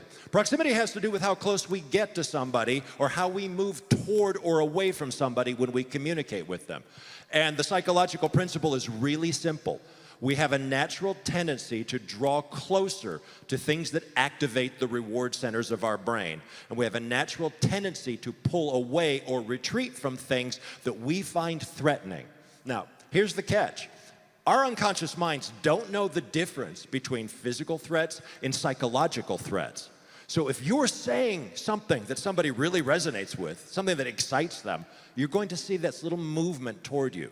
But if you're saying something that threatens them in some way, that they strongly disagree with, you're going to see a movement away from you. So now we know somebody's level of interest, whether they're really interested or whether they're a little bit bothered by what we say. But I mentioned that you can use these tools as leaders. Imagine this. You have an important conversation with one of your team members, and they're describing maybe a problem or a challenge that they have. And at that moment, rather than sitting fully upright, you lean in just a tiny little bit. You might think that small change is meaningless, but it's not. It's enormously powerful because you've sent out this subconscious cue. What you're talking about at this moment, that's the only thing I care about. You're dealing with constituents who have a problem. That little lean in doesn't have to be big. What you're saying at this moment, that's what matters to me. The most powerful thing we can give to people as leaders is our personal presence, and that's a really exciting and easy way to demonstrate it. O stands for the orientation of our bodies when we communicate with people. And I'm going to give you a graphic example. I had an opportunity one day to show off for a friend of mine. We were out to dinner at, I think, like an Applebee's. It was lunchtime, and he pointed up to a man and a woman at a bar, and he said, "What can you tell me about them?" And I watched them for a little bit, and I said, "You know, they like each other. They're obviously friends, but they're not a romantic couple." Now, I think that she's romantically involved with somebody who's going to be coming into this building fairly soon. The guy said, "What? No way. When? And I said, "I'd say maybe 15 minutes. He didn't believe me. He pulled out his wallet. He laid a $20 bill on the table. He said, "That $20 is yours if this happens." Folks, it didn't even take 5 minutes, maybe 4. Guy walked into the building, moved right up to the bar, sat down next to the woman, put his arm around her shoulder, kissed her on the cheek, and that's when I realized that the two men were brothers. She'd been sitting there having a conversation with her boyfriend or husband's brother. Now, how did I know this? Because she was looking at the man she was talking to, and she was smiling, and she was relaxed. Her face was toward him, but her torso was all the way out, angled toward the door. She was waiting for somebody important. We're used to lying with our face, and if you don't believe me, how many times have you been engaged in a conversation where you're just smiling and nodding, and your real thoughts are 1,000 miles away? How can you tell where somebody's real attention is? It's from the lower part of their body. We're used to lying with our face, but we can't lie with the lower part of our body. So sometimes our torso will angle to where our real attention is. Sometimes our feet will be pointed to where our real attention is. And this is my rule. Every single person that you meet, imagine they have a laser pointer pointing from your belly button. And wherever that laser pointer is pointing, that's probably where their real attention is. So now you have a useful tool to tell you whether somebody's actually in the moment with you, listening to you. How about this? You have an open door policy. One of your staff members comes in. You're busy typing away at your keyboard. You look to them and answer their question. What you've just said to that person is, "You know, what you said is really important to me. It's just not as important as what's right here." When we want to communicate with somebody and we want our body to show that we're present, we do what's called fronting. We make sure that our face and our torso are aligned. If you're in any network situation and you're standing in a group and somebody breaks into that group, you have 2 ways of doing it. You could smile and nod, or you could actually turn and welcome them in. This is going to dramatically elevate people's sense of who you are as a person. Proximity, orientation, finally pacifiers. I look through the room, I see some women with longer hair. How many of you, when you get a little anxious, you find yourself kind of coiling it in your fingertips? I see a lot of guys with beards. How many of you, when you get a little anxious, you start finding yourself stroking your facial hair? We all have ways of calming ourselves down when our emotional energy ramps up. These ways are called pacifiers. Gestures of self-touch. Some of us drum our fingers on the table. I bounce my feet up and down. Some of us click our pens incessantly. I call them communists. I hate these people. So here's my question for you. What is your pacifier? Do you know what it is? I'm going to tell you, you probably don't. But here's some good news. Your friends do. Ask them. Say, when I get anxious, what do I do? Now, here's why this is important. If you're with somebody and you see these pacifiers start to really increase, they really begin, what you're seeing is that their emotional energy is ramped up. You won't necessarily know if it's for a good reason or a bad reason. I'm about to tell you how you know that. You ever feel really excited and happy about something? You feel this sense of energy, there's this sense of lift in your body. But when you feel really negative about something, there's this sense that gravity has sort of dragged you down. If you see these pacifiers and there's that sense of lift in their body, they're excited about something for a really positive reason. If there's that sense of drag, they're excited about something for a very negative reason. Now, if you look at somebody and you see these pacifiers kick in, it's your job easy to simply address it. Try to find out what the issue is, and if you can, solve it. Here's the problem when they see us and we start to use pacifiers. They say, what is that person so worried about? Is there something wrong with me? Because we all have a tendency to interpret everything through our own personal lens. So the reason you want to know what your pacifier is, the best way to show confidence when you are not feeling it is to not show pacifiers. But it's really easy to control. Once you know what yours is, the moment you notice it, you just breathe through it and let it go. Becoming aware of it is literally all you'll have to do. Proximity, orientation, pacifiers, and finally the big finish, open body language. How many of you have ever heard this? If a person's arms are folded, it means that they're rejecting what you have to say. Hands up if you've ever heard it. Good. Guess what? It's not true. It's a total myth. Absolutely not true. What it is a pacifier. It's comfortable to them. It's like giving yourself a great big self-hug.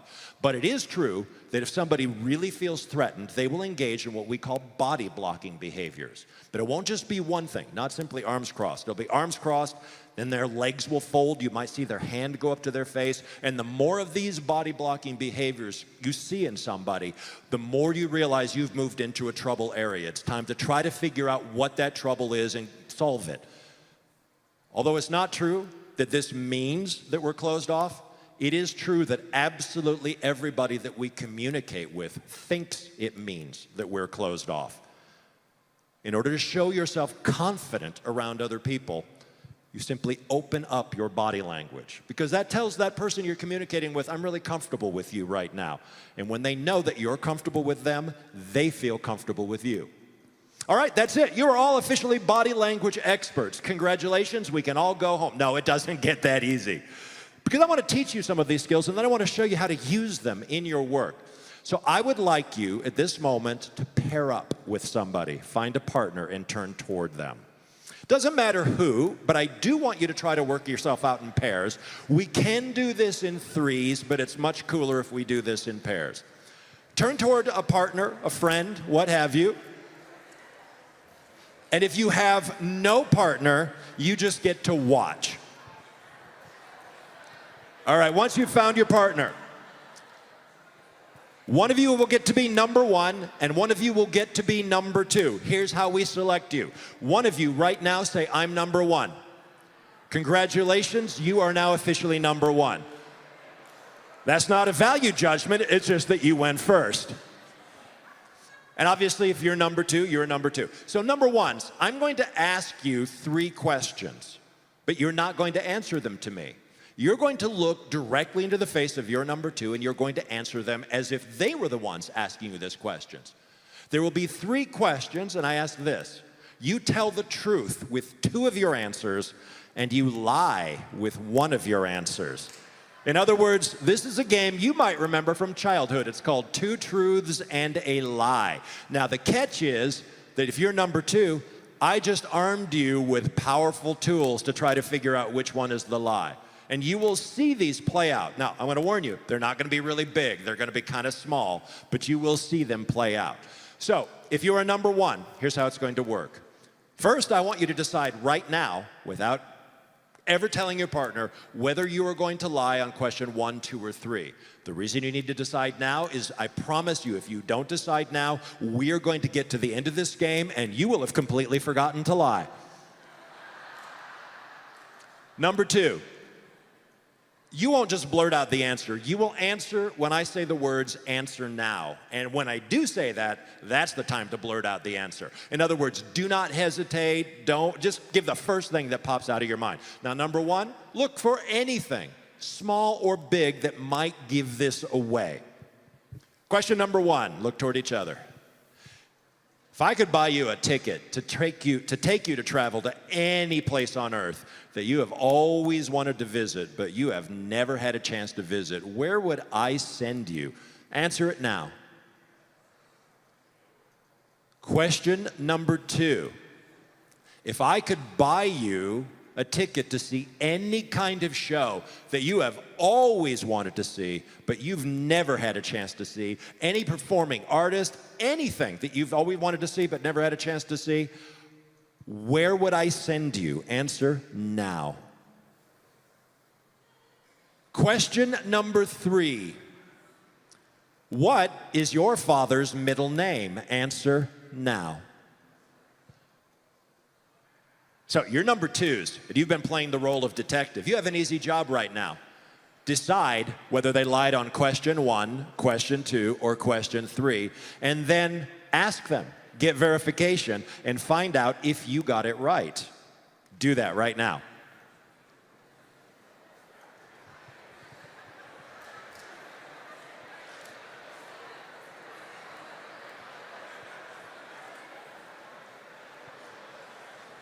All right. If you got it right, I would like to see your hand way up in the air so we can see who you are. This is pretty good, hands down. Now, here's what I find. I find that some of the people get it right because they know that person so well, they already know the answers. You're not the ones I'm talking to. I find that some of you have gotten this right because you actually saw something in their behavior that tipped you off. And you are the ones I'm talking to. So if you got it right for that reason, I want to see a hand up high because I'm going to dash down into the audience. We're going to get to know some of you just a little bit better. In fact, I will start with you. Hi, what's your name? Jane. Jane. Jane, you caught the lie because you saw something. Tell us what you saw. His face. What did he do with his face? She said, you can't see it, but she said his face went back and forth. What you saw was an example of a pacifier. You see the emotional energy ramping up, and he's looking for some way to calm himself down. Who else saw something? All right, I'll bring the mic up to you. What did you see? His blinking. Blinking, what happened to his blinking when he lied? He stopped blinking. He stopped blinking. Lies are complicated. You have to make up the lie, get your story straight, then watch that person and see if they believe you. And when they don't believe you, you now have to adjust your behavior. It takes up a lot of brain space. It slows us down. So many times, a lot of our regular features are a little slower on the draw. Who else saw something? We'll just get one more. Coming up to you, sir. What'd you see? Quit blinking, too. He quit blinking. All right. Now, how many of you saw somebody's eyes shift, maybe down and to the left? Hand up if you saw that. Because one of the things that I get told a lot is that if a person is lying to you, they will look down and to your left. But I also get it told this way. If they're lying to you, they will look down and to their right. How many of you have ever heard that? Here's the truth. About 50% of the time when they're lying to you, they will look down and to the left. And about 50% of the time, they're going to look down and to the right, and you'll have no bloody clue which one was the lie. But almost 100% of the time, they will look a different direction from when they tell the truth. And I'm not telling you this in order to make you expert lie detectors. I'm telling you this to hammer home a really crucial point. The main reason that we're not good at reading people, okay, so there's no stairs on this side. The main reason that we're not good at reading people is because we never paid attention to them in the first place. I'm sorry, it's just a fact. You're sitting there having a conversation with somebody, they're telling this amazing story, and your brain is thinking, I got a better story, I can't wait to tell it. In order to be fully present with people, we have to make a choice. We have to make a choice that, number one, in this moment, our agenda is not what's important. It's taking in and understanding what their agenda is. We have to make a choice to bring ourselves out of all of that personal junk that we carry with us all the time and put us completely in the moment. Now, there are problems with not reading people correctly, problems with not paying attention. About 5 years ago, I inherited the family farm. Well, not really the family farm, but management of the family farm. It's in trust. I have 2 other brothers, but I manage it. No sooner did I get management of the farm from my dad, then I learned a very new word. That word was derecho. How many of you are familiar with that word?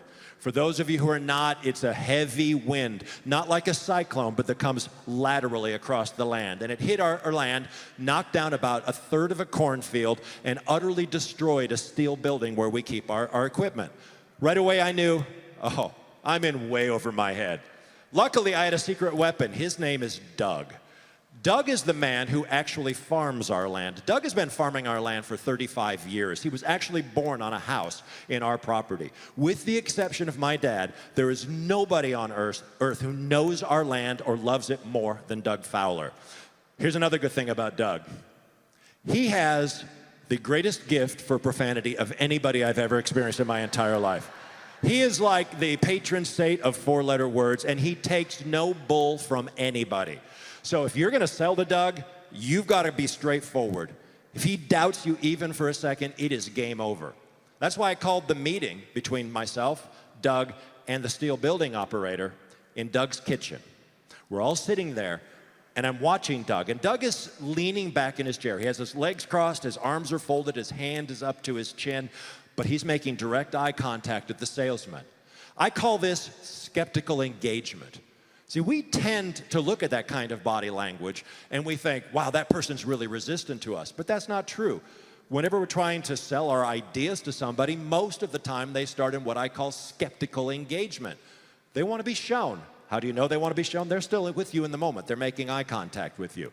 As this sales meeting progresses, Doug's legs uncrossed, and then his arms unfold, and then he's leading in, and now he's down near this material. He is riveted on what's happening. If that salesman had tried to make the sale at that moment, I guarantee it would have gone. But he made a fatal mistake. He leaned in, and at that moment, he broke into Doug's zone of personal space. And we all have this zone of personal space. I'm a Midwesterner, so mine is like 8 feet around me. Don't break through mine, right?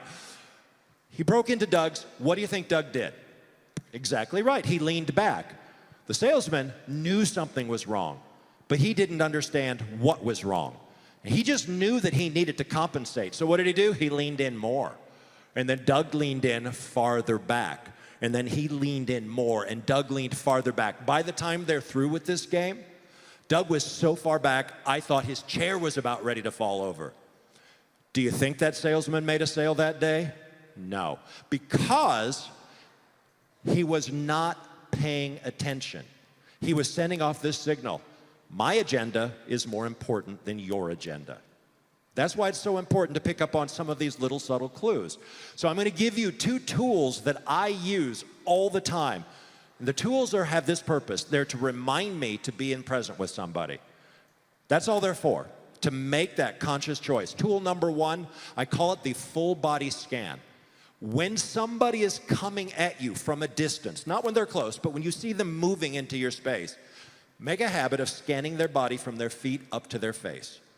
Not from their face down to their feet. There's a couple of reasons for that. I'm looking halfway across the room, and I've made eye contact with a gentleman with a beard, and his arms are folded. You now know I'm looking at you. No doubt about it. If I were to drop my gaze, you would feel evaluated, and I would come across as some kind of weirdo. But if I start my feet up, I start to pay attention to things about you that are beyond your face. I pay attention to 3 things. I call it PEP. P-E-P, PEP. First of all, positivity. Do they look like they're in a good mood, or do they look like they're in a bad mood? Secondly, engagement. Are they paying attention to the world around them, or is their attention inward? The last, power. Are they the kind of person who's really confident and they're going to barrel into me, or are they the type of person who might be a little hesitant and kind of come up and I have to compensate for that? PEP, P-E-P. Now, the next thing I want to share with you is called mirroring. And I want to share with you exactly how I first really discovered this. Denver Airport, 8 years ago. Snow had come in the wintertime. We were stuck. 6 hours had passed. I wasn't going anywhere. And I don't know what you do when you're bored in an airport. Some people read books, not me. I read people. So there are 3 guys sitting row to row right next to each other in front of me. And they all come from the same company. You can tell because they have matching khakis and matching polos. They all have their legs crossed the same way, their arms folded the same way, they're leaning in the same way. And as I watch them, one of them uncrosses his legs. About a half a second later, the guy to his left uncrosses his legs. And then about a half second after that, the guy to his left uncrosses his legs. This catches my interest, so I keep watching. And after a few minutes, one of them reaches up, scratches his nose. You got it. Next guy scratched his nose. Third guy got really close, and then he broke it off, and I was so disappointed. When suddenly I realized I had just reached up and scratched my own nose. Without moving your bodies, wherever your position you are now, try to keep still. You can move your heads, look up and down your group, and notice how many of you have almost identical body language. Arms folded exactly the same way. Hands folded in the laps exactly the same way. See, one of the ways that we signal to other people, you know what, we're part of the same team, we're part of the same tribe, is by unconsciously copying their body language. You can use this powerfully to build trust and connection with somebody. There's a good way to do this, and there's a bad way to do this. The good way is when you sit down with somebody, very, very loosely occupy a posture that's somewhat similar to theirs. Notice all these hedge words, somewhat, very loosely. Don't match them exactly. And in a few minutes, if they've shifted posture, you do the same. What you don't want to do is match them exactly. And then the moment they move a hand, like you're in some acting exercise, move along with them. Because there is a fine line between observational skills and restraining order that you do not want to cross. Now, what you're doing is simply saying this: I'm comfortable with you. You and I are on the same page. You can also mirror their speech a little bit. If they have really fast speech, you can speed yours up just a little bit. If they have a particular vocabulary that they like to use, you could drop in a few of those words. Now, this is not manipulative. It could be if you overdid it. What it is exactly the same as if you went to another country and you learned a little bit of their language. You're showing respect. You're saying, you know, I like your communication style. I'm going to try to adjust to it just a little bit. So, I've shown you how to read people. But I really want to talk about the other half of this, which is becoming the kind of person that other people want to communicate with. So I'm going to ask you to kind of go out of your comfort zone a little bit here today. It'll be brief. It'll be fun. All of you, if you would for me, please, and if you can, stand up for me right now. Now, we're going to do a little role playing. Don't worry, it's easy because it's really short. In a few seconds, I want you to step into this role. I want you to imagine that you are the single most confident human being on this planet. I mean, you love people, and people love you. You're not just type A, you're type AAA. This is how you are. And just try to imagine what it's like being in that role. It might come naturally to some of you. For me, it doesn't. I call myself a high-functioning introvert. It's okay, though, because you only have to do this role for about 15 seconds. I'm going to ask you to step into this role and imagine that you're at a networking event where you're going to greet as many people as possible around you as you can within that 15 seconds. Remember, not as you, but as the most confident person on the planet. Are you ready? Go.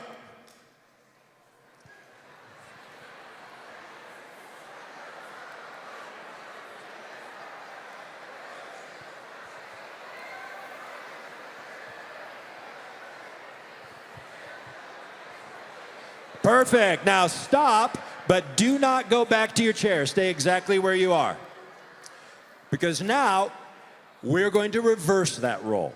You are no longer the most confident human being on this planet. You are now officially the least confident human being on this planet. You have massive social anxiety. It's not that you don't like people, it's just that, well, you don't like people. And in a minute, I'm going to ask you to step into that role. You're at the same networking event, and you have to, those sitting down on this job, have to meet as many people around you in that same 15 seconds, but not as you, as the least confident human being you can possibly imagine. Ready, go.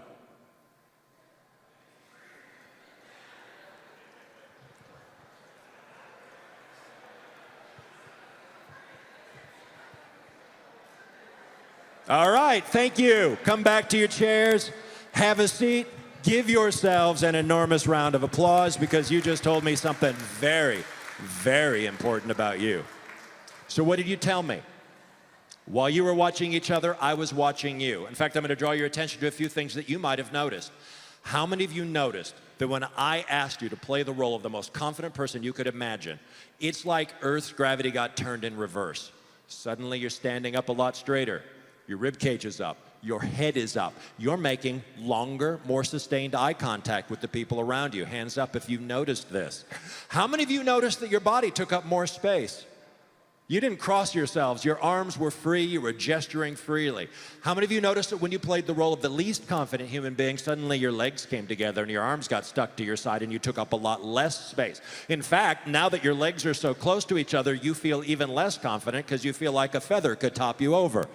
How many of you noticed that Earth's gravity at that point got turned up to 25 and it was dragging you? There was this sense of droop or drop down. Now here's the more important question. How many of you noticed a difference in how you felt about the people you responded to when they were in each of these roles? When they were playing the most confident person, how many of you felt, wow, I really want to be around this individual. I like them. I trust them. They like me too. Whereas otherwise, you might be watching the less confident person and going, I don't know, do they have a problem with me? Remember this, we personalize everything. We think that everything is about us. In a real world, if you saw somebody who was showing that level of lack of confidence, you'd say, what can I do to make you more confident? But in our world, what we say is, why is that person bothered by me? I want to talk to you about what some people call leadership presence. I want to share with you a little bit of science. This happened in the 1990s. Harvard University, they did a research study. They had a professor step out and address his class for the first time in the semester, and they took a video of it. And then they showed that video to a classroom full of people who had never taken the class. But there were a couple of catches. They only showed 30 seconds of the video, the first 30 seconds. The other catch was there was no sound.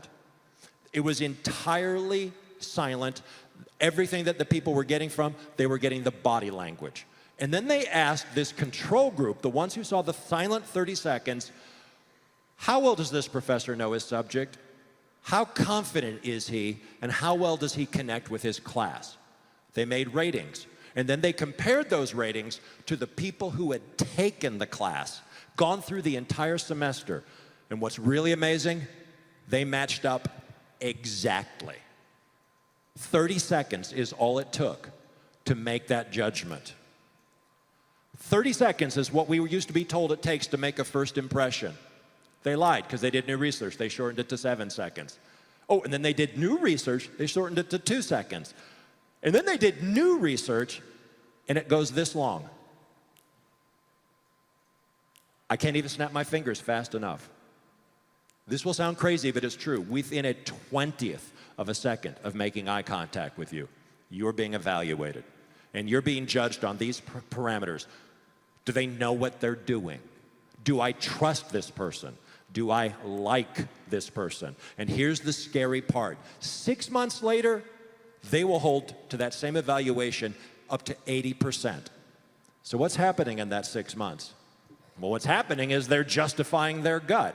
It's called confirmation bias. They're looking for all the reasons why they like you, why they think you're pretty cool, or all the reasons why I just don't know about this person. I lack that level of trust. So it behooves us to get it right in that first few seconds. Here's how we do it.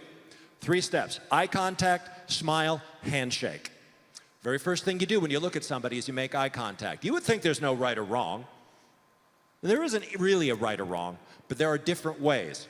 From now on, because my job is to make you self-conscious for the rest of your lives, notice when you look at somebody's face, roughly where you look at them in the face. Because we think it's really powerful to look somebody in the eyes, but you can't do that for very long. It's too intense. What we do is we scan an area of their face, eyes and then around. We will scan their areas in one of 2 areas, one of 2 spots, from the eyes to the chin and up, or from the eyes to the forehead and down. Notice where you do, because if you do it in either direction, you make a powerfully different impression on the person you're communicating with. If you look in the lower zone, you're sending out an impression that you're somebody who's warm, really likable, empathetic. If you look in the upper zone, you're sending out a perception of power. You're buttoned down. You have everything under control. Next thing we do, we smile. And you would think there's no right or wrong way to smile. Little babies, within the first 6 months of life, They develop an ability to recognize faces, and they respond to genuine smiles, but they don't respond to fake smiles. So what's the difference? It's in the eyes. When you really feel pleasure because somebody's in front of you, your whole face lights up. The eyes get little crinkles around. But when you don't, when you're faking it, it's all mouth. And we've met people in our lives who smile at us like this, just side to side. Hey, I'm happy to meet you. And you're going, no, you aren't. You're a completely fake person. Now, the reason a smile is so powerful is because it's universal. You can recognize this in literally every culture in the world. Everyone will know what happiness looks like. And when you actually show your pleasure, when it shows all over your face, it sends a chemical signal through their body. Their brains take it in, and it creates endorphins, and it builds trust. The final thing we do when we meet for the very first time, in business, in life we have lots of ways to do this, is we shake hands. So I would like you to turn toward your partner right now. Just angle your body toward your partner. And I would like you to reach out and take them by the hand. Now here's the rule. You will start shaking from the moment I say go to the moment I say stop. And when I say stop, don't let go. Just freeze where you are. But try if you can to face toward each other. This is going to be much better if you actually do that. So not at an angle, but actually angle toward each other. Are you ready? Go. Shake, shake, shake, shake, shake, shake. Freeze. Don't move a muscle. Notice where your hands are right now, because you've just told that person who you're shaking hands with how this relationship is going to go. If your hand is palm down, you've just said, hey, I'm going to be the dominant one in this relationship. If your hand is palm up, you've just said, well, I guess I'm going to let you walk all over me for the rest of this relationship. And if your hands are both perpendicular to the ground, what you've said is, I'm your partner in this.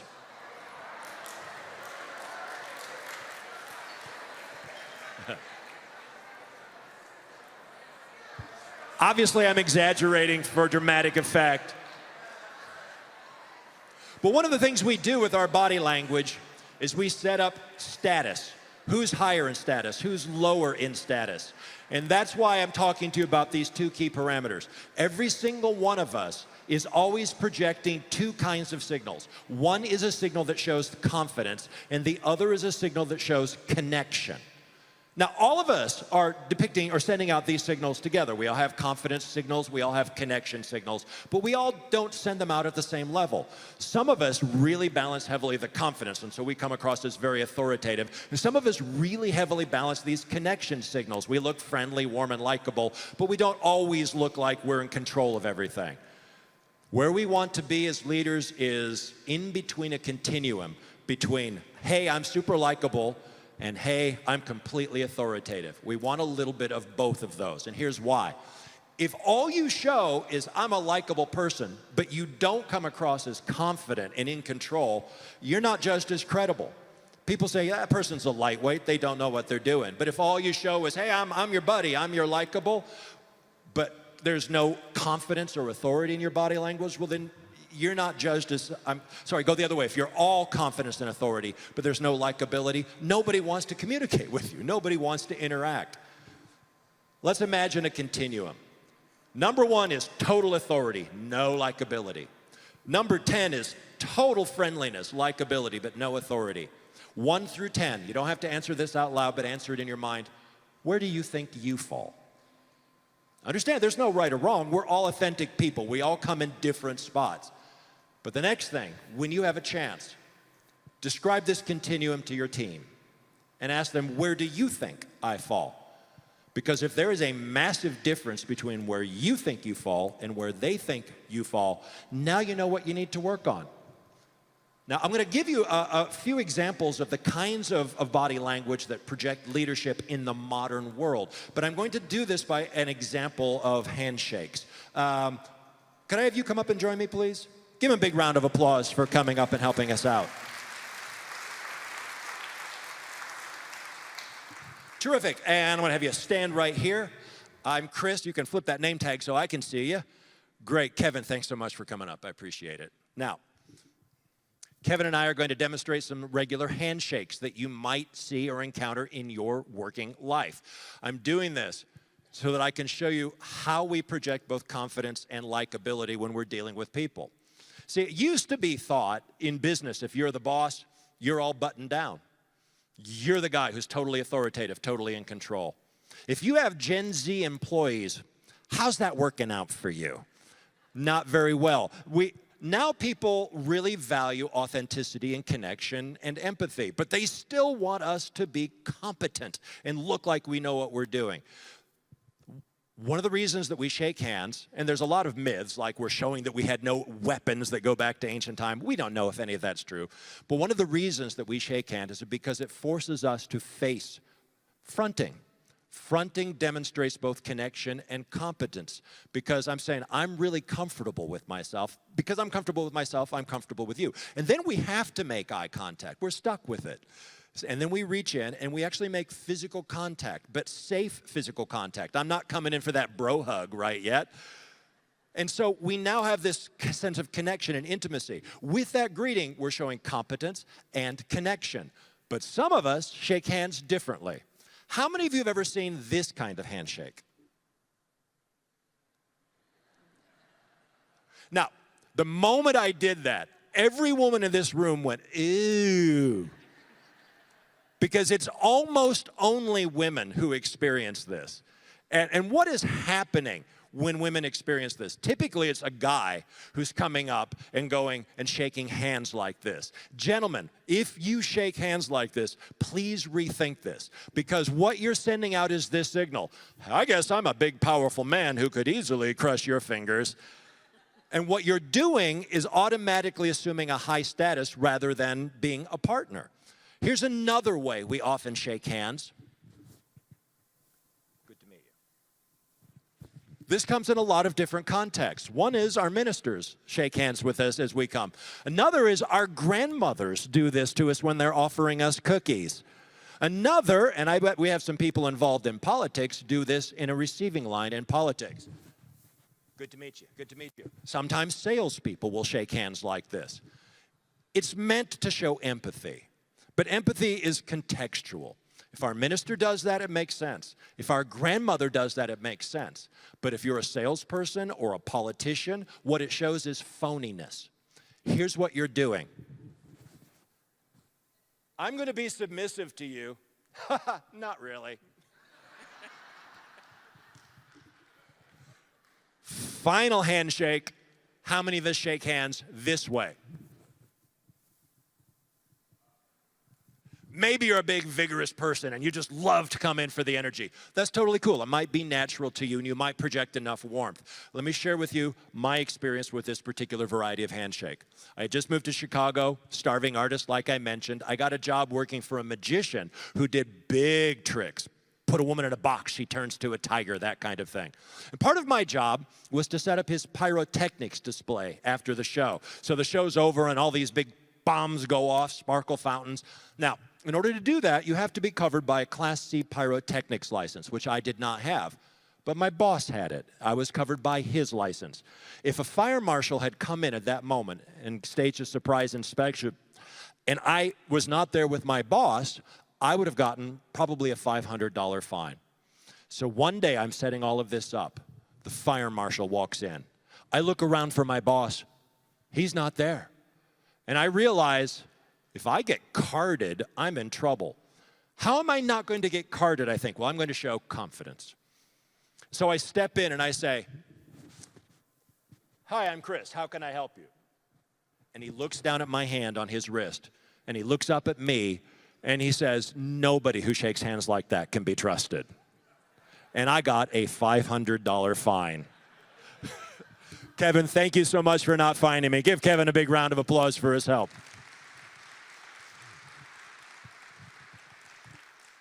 Now, all I'm really asking for you is that you take some time to have some self-awareness and notice how you come across to the people you're communicating with.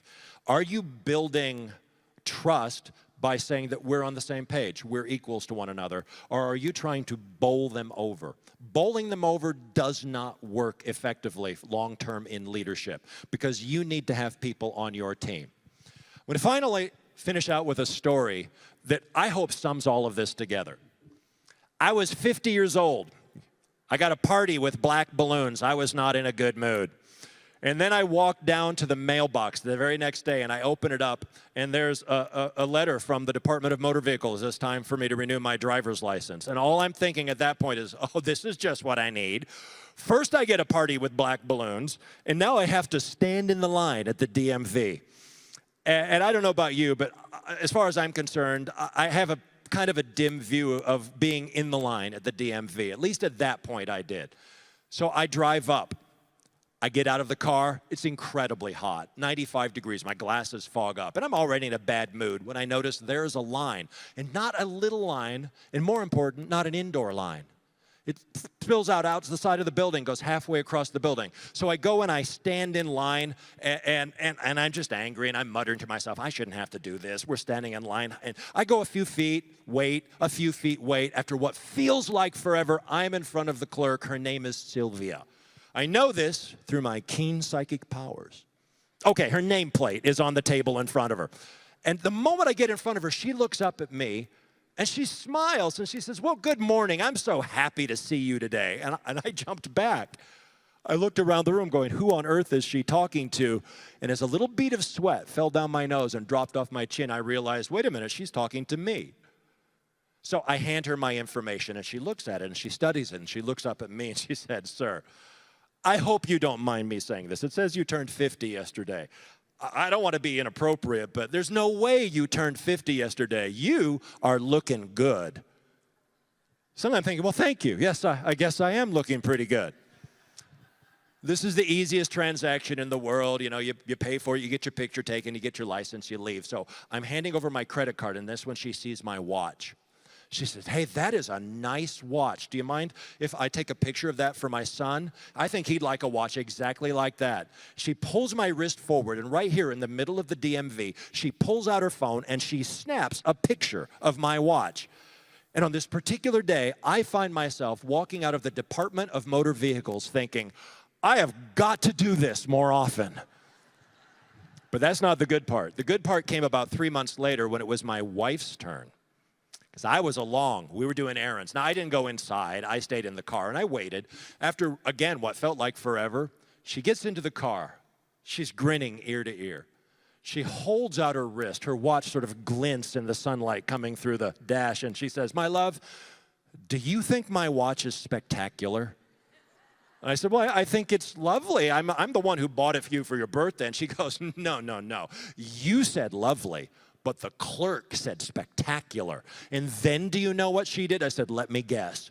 She pulled out her phone and she snapped a picture of your watch. She said, that's exactly what she did. How could you possibly know that? I said, hey, I'm a mind reader. This stuff comes to me. Now, when I think about Sylvia, and I think about her quite a bit, I ask myself these questions. Question number one, just how many pictures of watches does she have on her phone at the end of the day? And question number two, how did all of this come about? And I think I know the answer. You see, I've had jobs where you have to deal with rude and surly customers, and I know the emotional toll it takes on us.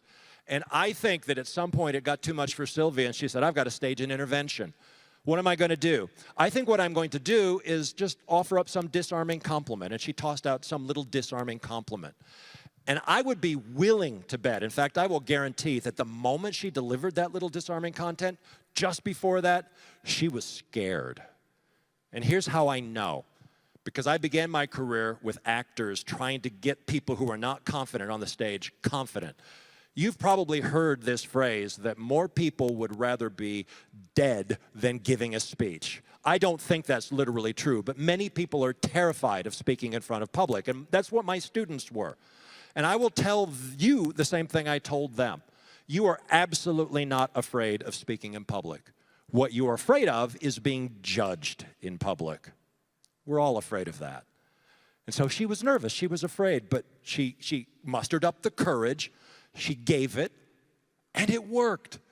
Suddenly the guy's smiling, and he probably went to the next clerk, and they were smiling, and so on. It infected the entire area with a positivity. So she went, wow, I'm pretty good at this. I'm not going to get eaten up. And so she tried it again, but added more detail. And it worked. And she did this over and over and over until she had developed a superpower.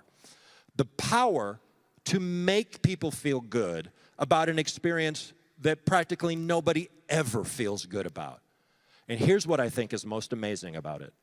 All this time, she thought that she was transforming the people in front of her, when what she was really doing was transforming herself. She was developing that confidence in her interpersonal relationships that she needed to build an effective team. So this is what I ask of you. You don't have to be self-conscious for the rest of your life. You just have to pick 2 or maybe 3 things that we talked about today and decide, I'm going to work on those. Because this is a game we win by inches. It's not a game we win by miles. A tiny little change has profound impact on the people in front of you. And I hope that you take this with you to your counties and you build more powerful teams and your constituents feel more positive about you and about the county. And I want to thank you so much for inviting me here to speak to you today. It has been a genuine pleasure. Have a wonderful afternoon.